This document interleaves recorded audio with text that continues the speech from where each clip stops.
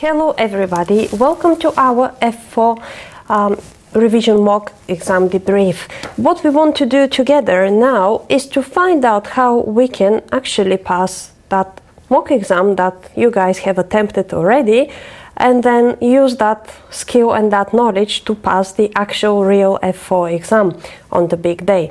So what we're going to do is we'll just put ourselves in this under the same conditions, under exam pressure, and pretend that this is all real. So what do we do at the beginning? How does the whole thing start? You know, the real exam starts with the 15 minutes reading time. So in those 15 minutes of reading time that we have, we are not allowed to write any answers. All we can do is, well, guess what? Of course, read.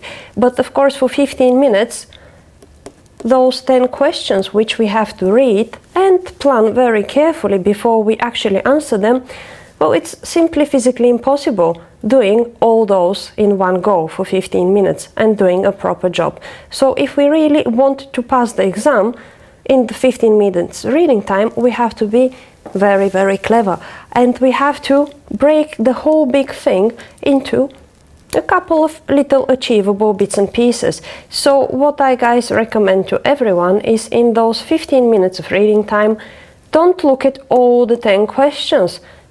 All you should do really is start by looking at the 3 scenario-based questions first. The remaining 7 knowledge-based questions you want to leave for later, because you want to focus on one thing, you want to make sure that you give it your time and attention, and you want to make sure that you really do a good, decent job on that thing. Do that and you're going to have already half of your pass marks gained in the first hour of the exam. So those 3 scenario-based questions, you know, they're a little bit longer. There is something going on in each of them. You've got stories, you've got facts, so you really have to be careful analyzing them. So pretending now we are in the exam, and that's the real one, which in fact is our revision mock, let's look at our scenario questions. We're going to look at question number 8 first of all, which is the contract scenario question. Usually you always find this one to be number 8. So, having a look at the requirement first, like we always do with scenario questions, we try to analyze what the legal issue is. And the requirement says advise ACCA whether she has a contract with a couple of people called Bill and Jing. Of course, all of you who have already attempted the question, you already are familiar with the facts, but I really want to highlight to you that always do this first. Read the requirement, okay? And then moving on to the facts, you find out what exactly the issue is. Here, whether there is a contract means that the legal issue is whether contract has been formed. So the question is on formation of a contract, and you know that formation consists of 3 essential elements. You have to have an agreement, you have to have consideration given by each party, and you have to have intention to create legal relations, again coming from both sides.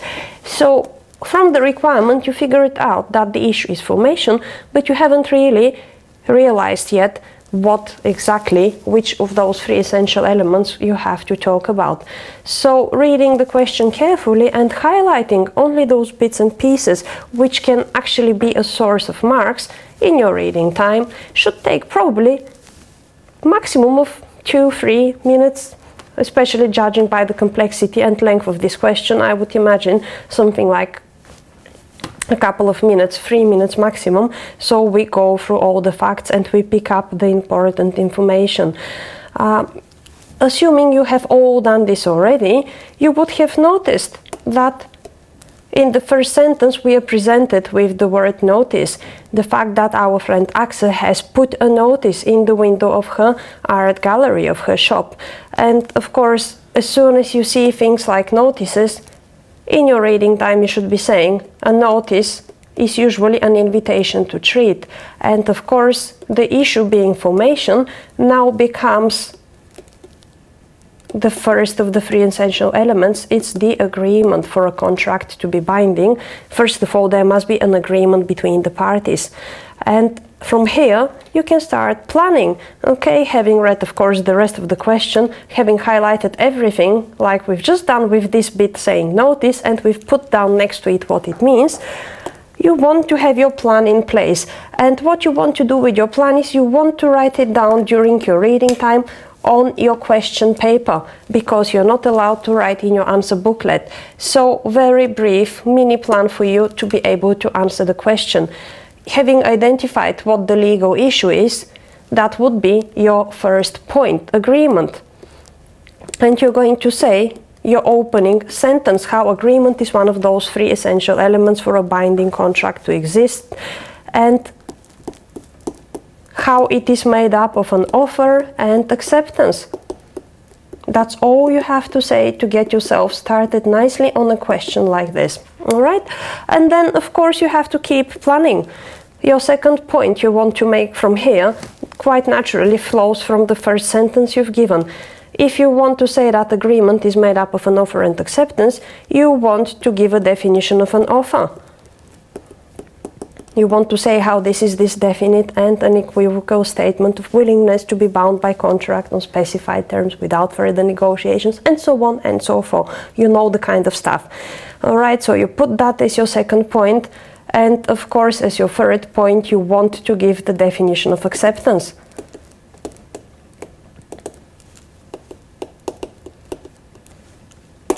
Having done this, you would have noticed that in this question, obviously that first thing we came across was not really an offer, it was an invitation to treat. So that is your next thing you want to discuss in the question, invitation to treat. You're going to give a little brief definition of what that is, how it is an invitation to the other party to make an offer, and how notices are a very common example. And you can also very briefly in the same short paragraph apply to this question the fact saying that what ACCA put was actually an invitation to treat, yes? And here you go, you've almost passed the question. You need just one more point, 5 out of 10, to have 50% of the marks. Well, remember, you're still in your reading time and you're still planning the points you can make on that question, having read the whole story.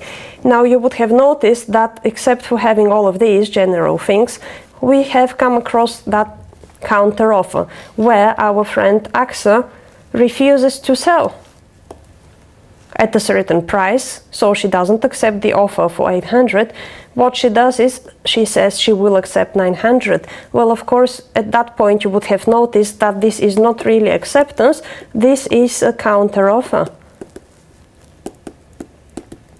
So you're going to give a definition of that, saying how this is in response, an offer in response to another already existing offer, and you're going to apply it very briefly, very quickly in that same paragraph.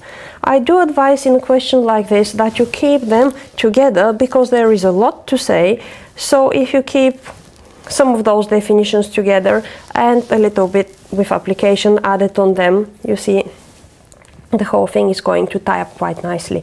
So definition and application saying that the counter offer made by ACCA for £900 is the only one standing and it can be accepted and lead to a contract.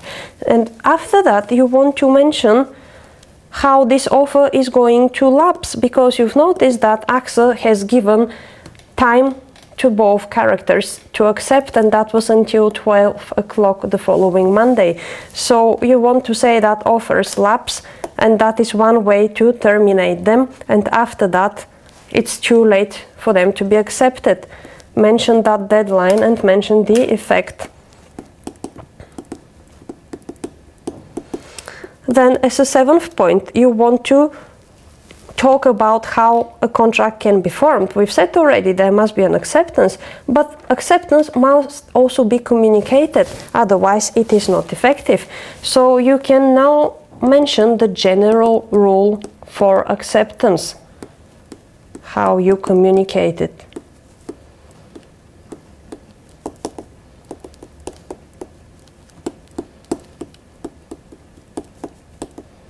And of course that general rule is telling us that it is valid only when it is received by the offeror.